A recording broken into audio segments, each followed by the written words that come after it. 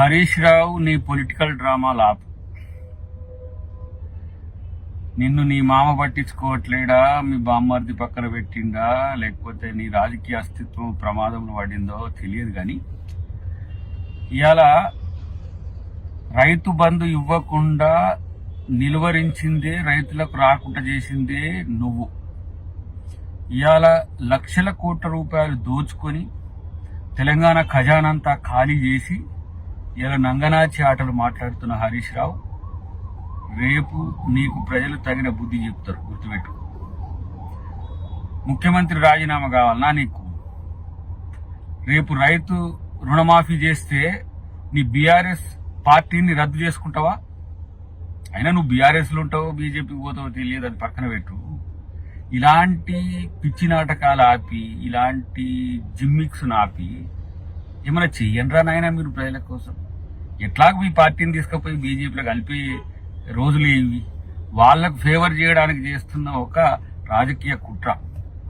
ఇవాళ ప్రభుత్వంలో పోయేసరికి మీకు అందరికీ పిచ్చిలేసింది. ఒక్కొక్కడు ఒక్కొక్క తీరుగా ఇవాళ స్పందిస్తున్న తీరు మిమ్మల్ని ఏ డాక్టర్లు చూపించినా బాగా ఏ పరిస్థితి లేదు. మీ మామ ఒక తీరు, నువ్వొక తీరు, నీ బామ్మారిది ఒక తీరు.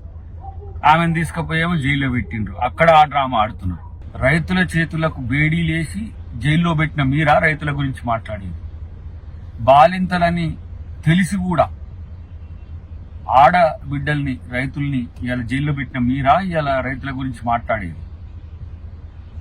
6 కాలం కష్టపడి పనిచేసిన వడ్లు ఈరోజు రోడ్ల మీద ఆరబోసుకొని మొలకలెత్తినా పట్టించుకోకుండా రైతును నష్టం చేసింది మీరా ఇవాళ రైతుల గురించి మాట్లాడింది? కాంగ్రెస్ పార్టీ రైతుల కోసం పనిచేసింది, రైతులకు పంట నష్ట పరిహారం ఇచ్చింది, రైతులను బాగు చేసింది కాంగ్రెస్ పార్టీ. లక్షల కోట్ల రూపాయలు దోచుకొని మీరు ఈ 9.5 సంవత్సరాల్లో మరి రైతు రుణమాఫీ చేయాలని మీకు ఎందుకు రాలే?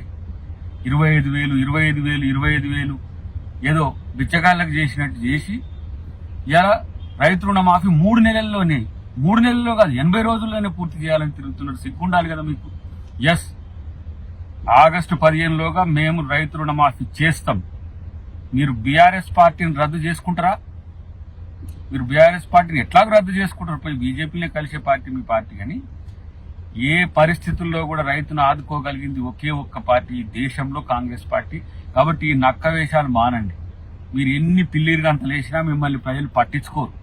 కొత్త రూపాలు వేసుకొని వివిధ రూపాల్లో వచ్చినా కూడా ప్రజలు గమనించరు, మీకు తగిన శాస్తి చెప్తారు. ఇప్పటికైనా కొంచెం బుద్ధితో ఉండండి అని చెప్పి హితవు.